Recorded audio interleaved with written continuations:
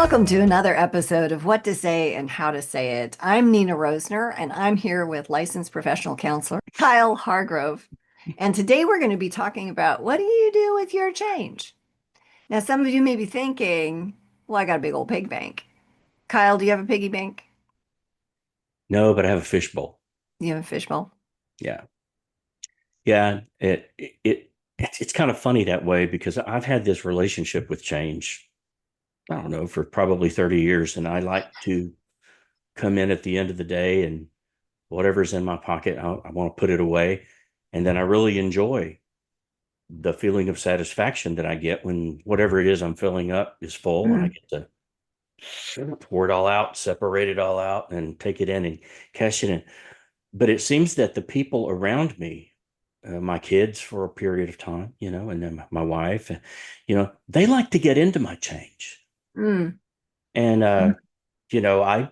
I don't mind it here and there, but when suddenly it becomes their source of income, No. I have a problem with that, because I'm going to do something fun with that money. I mean, they're going to put Yeah. it in, in the vacation fund, or I'm going to go buy myself something that I've wanted. Um, and I've just been waiting to collect the money for it. But or maybe I'm going to buy a gift for somebody. I don't know, but yeah, I collect change, and it takes longer now because I don't carry cash as much. Yeah. Uh, I don't think anybody does, but um, anyhow, Well, it's a thing. it is a thing. And most people are like, what are we talking about? What? Change? Like, as in money? Yeah, We're going to talk about nickels and money today? No, we're pennies and not. quarters. Yeah, No, we're not. But, the change has changed. Having changed, the amount of change, like the bottom line is that we're always dealing with change, change itself. it is Uh, the one constant. it is, it is. And I really don't like it right now. I've had enough. I'm Yeah, kind of maxed out. I want to sit down and let someone else take a lap, but you can't. You gotta keep going through those things. And it's like, well, what do you do? So today we're going to talk about handling change. You can have the opportunity as our listener to dig into what do I do with change? Most people resist it and don't like it, even good change. So whatever you're experiencing is pretty normal. Some people, even if we love it, there's pieces that are hard. So we just want to normalize that for you as we dig into this topic today. And I want to remind people, you can hop over to our website at greaterimpact.org and discover some things about how to fix your marriage and what might be broken in it. We have a little self assessment for your marriage where you can look at what's going on and maybe some opportunity. And if you turn out like, oh, I'm doing great, we want to talk to you. And if you're turning out not so great, we can help. So let's do that. All right. So Kyle, when we're talking about change that affects people, which you do like all the time as a therapist. What are you seeing as some common themes or difficulties that people have with this topic? well, I think the biggest difficulty people have with the topic of change is the degree to which they will go to avoid it. Mm, Um, and we're all different, I guess, where change is concerned and where things being different is concerned. It doesn't bother me that much for the most part. I'm kind of an adventurer and an adrenaline junkie, and I'm also ADHD. So I seem to have in large part in several areas of my life these little 3 year pockets where something major changes in my life about every third year. mm, It's mostly had to do probably with the work that I've done. Um, mm, I'm in a holding pattern right now of a string of years of maintaining the counseling for that. I'm probably longer than any time in my entire life, but without having another way of using my skill set and changing my job or the entire direction of what I'm doing.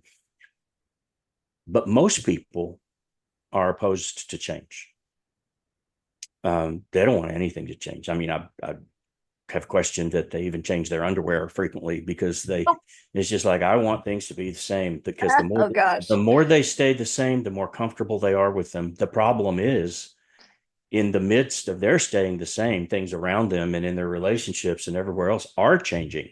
Yeah. And if they are not adapting to that change or changing with it, then there's going to be some pretty substantial conflict that Mhm. comes out of that. And um, like I said, change is the constant, which you can guarantee above anything else, even death and taxes. Before all that happens, things are going to change in your life. Yeah. So the We biggest apply. problem with it is just the uh, difficulty of some people allowing it and being okay with that. Well, and most people are listening to us because they want their relationship to change. Mhm. And the sit down, you won't like this, but you have to Yeah. change for your relationship to change. Nobody likes that part. And we have some really easy things we ask people to do in the marriage transformation. And some people just won't do them. Simple, tiny little things. They just won't. And we basically help them figure out what's in the way and then how to make that happen. Because if they don't change, their relationship doesn't. But that's one of the reasons that program is so successful is because people change. You have to do They that. do. Yeah. Yeah. Well, and we change in a lot of ways. We change physically as we age, and as our relationships age, those have to adapt with all kinds of different things. I can't, I still think I can do all of the things I've done before, around the house and the yard and you know, but I'm starting to realize in my 60s that I'm not able to completely do everything that I could do. And it's time to start calling somebody else, maybe to achieve some tasks that I've done most of my adult life. Yeah. Um, but the same happens in our relationships. Hmm. The same, as we spend more and more and more time together, as time goes on, as we change, our relationships can't just stay the same. It's just a very rare scenario where that's a healthy thing. Hmm. Um, so I have worked with this for so long that I felt like early on in my career uh, began to see the significance of people avoiding accepting change, avoiding the acceptance of change. Hmm. And I like pictures because maybe I'm not all that smart. But if I can see it in a picture, then I feel like I've got something going on. So I developed a little model that takes us through what needs to happen when change occurs, really in any walk of life. But of course, we specifically target relationships. And so if you can put that up there, maybe, and share our screen Yeah, with if you're this. listening to the podcast, you might Look, want to like hop over to YouTube and pull this up because it's pretty cool. yeah.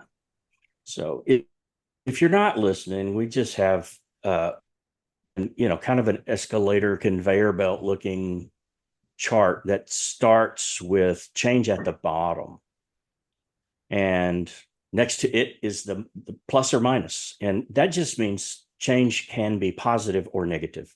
And positive change is, change that we planned for, we probably budgeted for it. We have thought this kind of change is going to make life or business or whatever it may be better. Okay. And those are the changes that we basically expect. Negative change, on the other hand, for most of us are going to be changes that happen unexpectedly.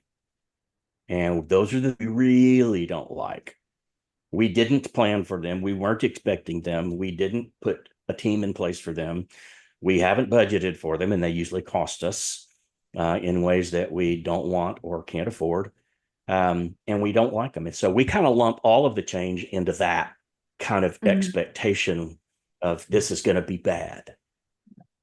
Negative changes could loss of somebody that we love unexpectedly or even expectedly. Negative changes could be the loss of a job or our house burning down or having an accident in our car or, you know, our children deciding they're going to go to the wrong college. These are all changes that seem to get us in emotional corners. And then we feel like we have to fight our way out. So the point of saying that there is positive and negative change is that regardless of whether it is positive or negative, something that we're excited about or not, change is always going to create chaos, good or bad. Mm. Okay. And frequently in in life, when positive change ends up creating chaos, is when people stop and go, "Oh, wait, what? This was supposed to be good, and chaos not good, chaos bad, you know." Um, but I recall in my very early years as a therapist working with a couple who had one crumb at a time kind of allowed all of their parental authority to slip through their fingers and onto the floor. And as we know, small animals love it when to the floor and they gobble it up, you know. Um, and I have maybe on an occasion or two referred to our children as small animals, but we let our authority slip through our fingers and we don't use it the way that we should as parents, then they do. Yeah. And it should never be used as children, but they love having their own authority. They love having the ability to call their own shots, even though it's probably the worst thing for them. They Hmm. think it's good, and you did, and I did too. Hmm. We wanted all we could get for our own lives when we were younger, in our teens, and maybe even less than that. So as we worked through my household is out of control. My kids are in charge. The inmates are running the asylum. And so what I neglected to tell them as an inexperienced therapist was, oh, by the way, the things that we discussed today and that you're going to go home and implement now, things are going to get worse before they get better. Yeah, exactly. You know, this is going to throw your home into total chaos. You only thought it was that way. And so when they came back the next time, they wanted to choke me out. And I don't Ah, blame them I'm glad they came back. because, well, that was the thing. They said, we contemplated not coming back because what you have recommended for our household has turned it upside down. And I said, that's probably something I should start telling people before we take step one. And all change does. Even if you had a restaurant that you've run it for 20 years, but it's time to shut it down for a month and remodel it and rebrand it and come back as something bigger and brighter, more vibrant and new. Well, in that process, what are you going to do with your employees? Hmm. You know, are you going to pay them anyway? Are you going to run the risk of them going and finding that they can't go a month without a job? Yeah. So all kinds of chaos is going to be created, even though we're making a change that's going to be bigger and brighter and better than ever before. So, take this into any walk of life. When we create change, chaos always follows. Hmm.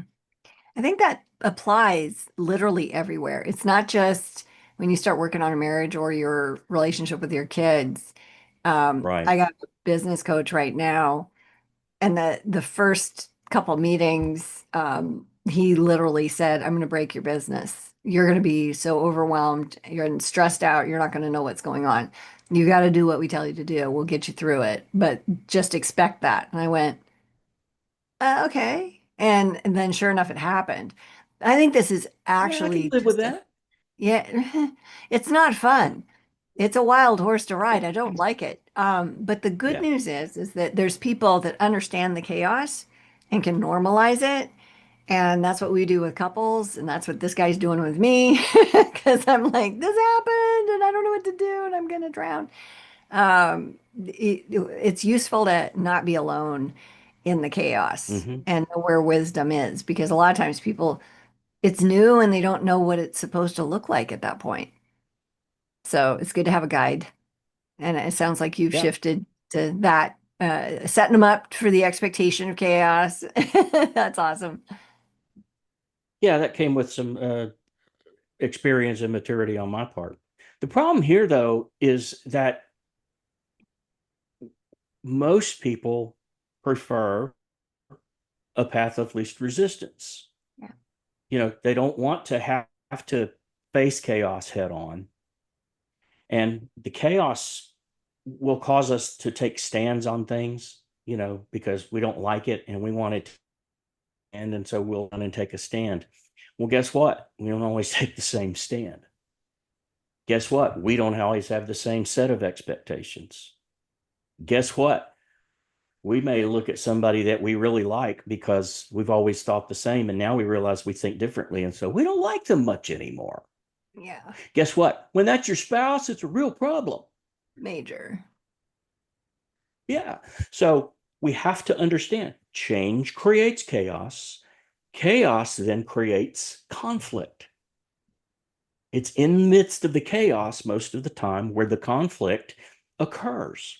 Now, pay close attention here because I'm going to say something about people that's going to make most of us say, well, maybe not me, and maybe not you.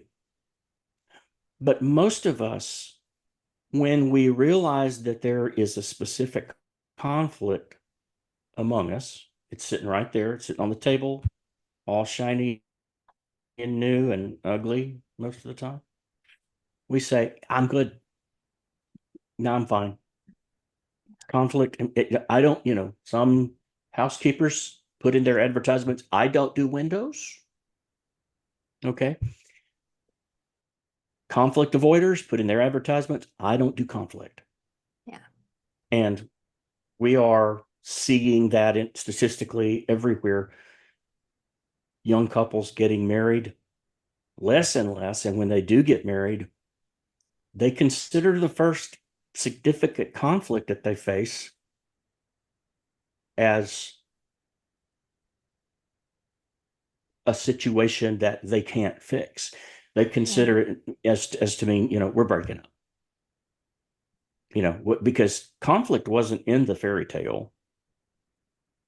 That was never a part of that story for us. It was just that we were going to get married and we love each other and we enjoyed being in one another's company and we're going to live happily ever after. Well, they skipped the middle part because in all those fairy tales, there's some pretty big conflict. There's a Yeah. bad guy almost always, or gal. There's somebody that's going to be in there trying to dig up stuff that is going to throw everything into chaos. But in the model, if you're looking at it, you'll see that there's a little Tykes plastic slide down there. And this is where people say, I'm getting off of this escalator. I'm going to slide back down and wait for the next change to come along. Yeah. That's not what they're saying out loud, but it's what they say with their actions. Yep. There's so much about avoiding conflict that they will end relationships and just go back to this place. And, then the next changes come along and they're going to slide back up the escalator until they realize there's conflict again. And becomes a cycle. Yeah. So you and I both probably have stories out the wazoo of people that we work with when they get to the conflict stage of things, they're persona non grata. I'm out. Mhm. Yeah. I'm good. I think I'm supposed to be making dinner. I'm going home. Yeah. Well, and I think everyone listening probably knows someone that's estranged from somebody because they had an argument about something and nobody knew how to sort that properly. And I'm gonna blame technology. I saw the CEO of Google years ago talk about how he was concerned that the algorithm because it gives us more of what we're looking for instead of what's just out there. So you end Mhm. up in these echo chambers and you don't like it, when you and I were growing up, it was normal to have a difference of opinion. You know, my parents had friends. I don't know if they were Republican or Democrat when I was growing up, but we had friends that were everything, right? It didn't matter. And you could have conversations. I remember tons of conversations about politics, and nobody got upset. Nobody became estranged because of who they thought was a good leader or a bad leader or whatever. And now Right. this is common. I know so many people that are not talking to family members because they think they voted for somebody, and like it's astonishing that, and I think it's a technology thing. We're only exposed to our own opinion, and you do that enough, you lose the ability to get outside your comfort zone and see that you're not the only way of thinking that's out there. Hello. Yeah. I got fired 2 weeks ago by one of my clients because of a Oh, social media post that I made regarding forgiveness.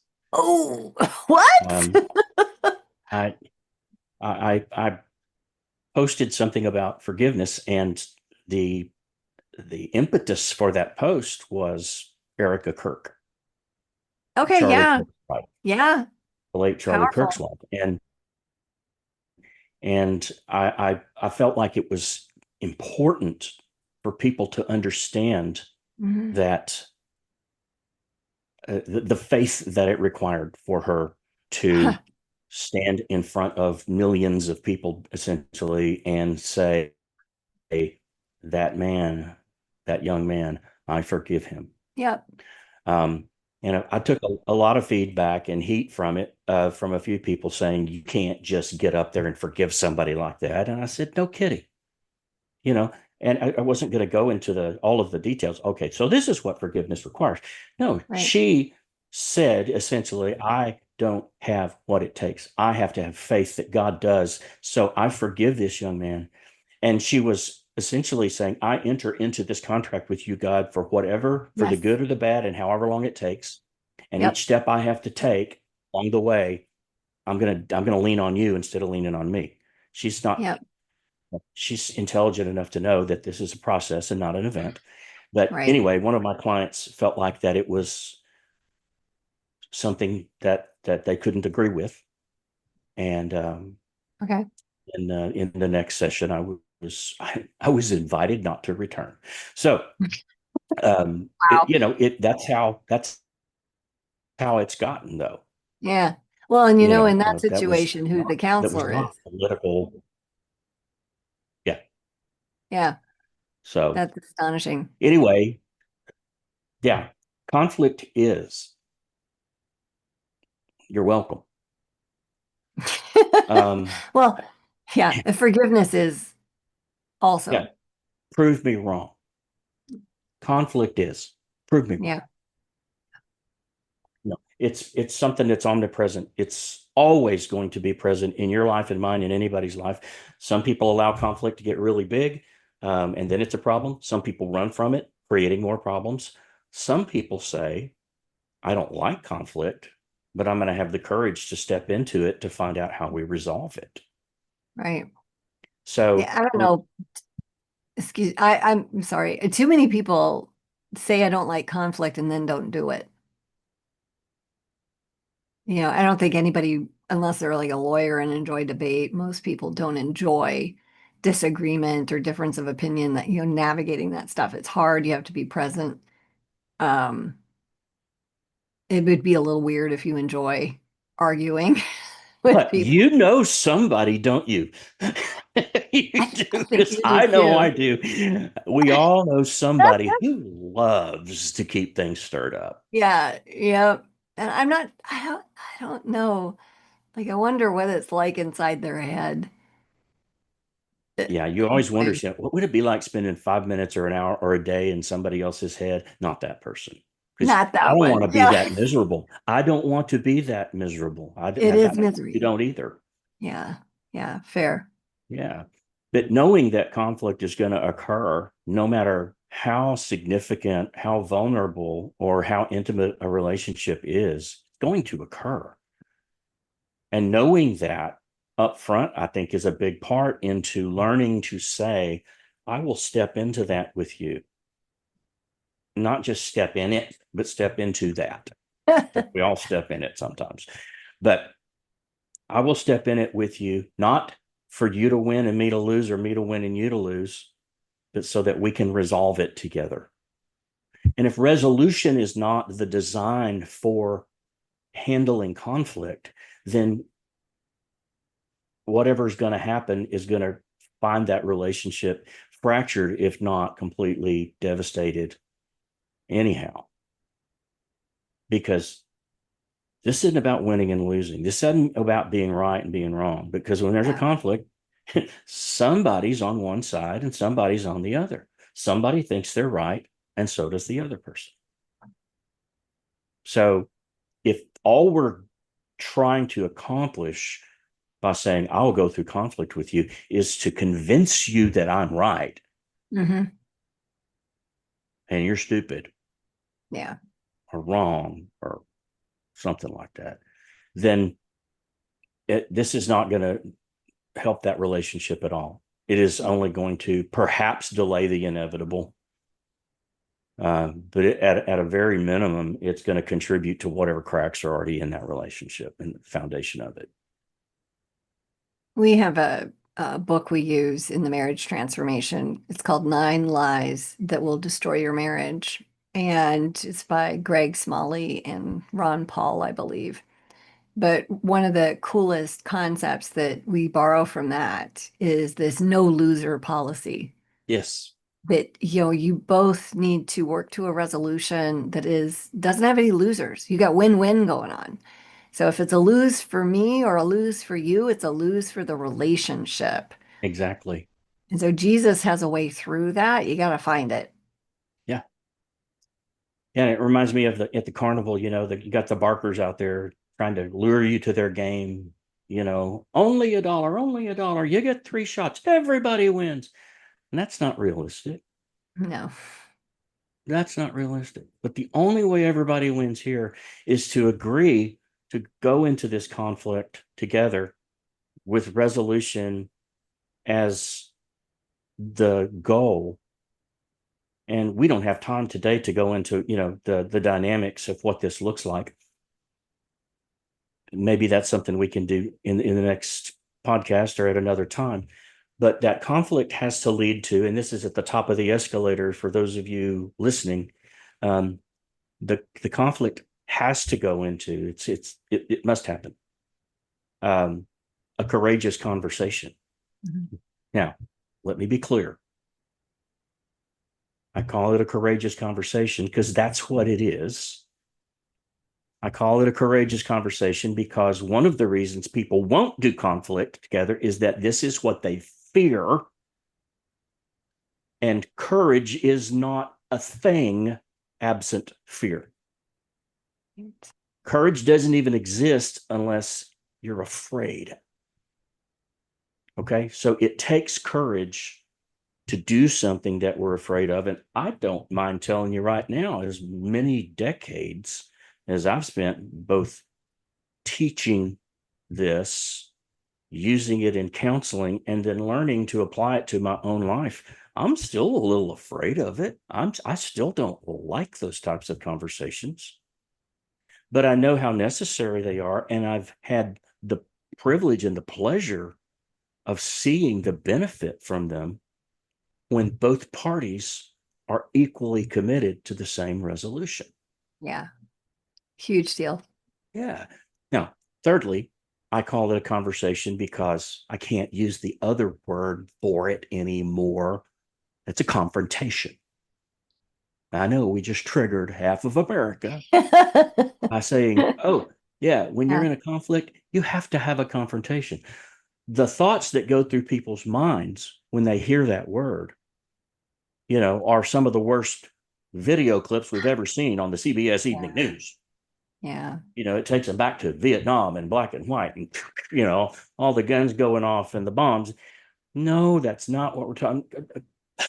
Confronting something appropriately, confronting something where you have said, I'm going to build the skills to do this well, Mhm.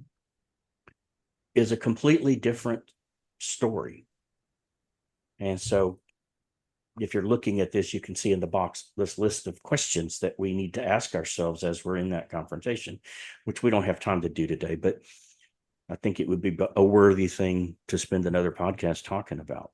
Yeah. So just to wrap it up and put a bow around it, change, whether it's good or bad, is chaotic. And chaos, regardless of our intent, is going to lead to conflict.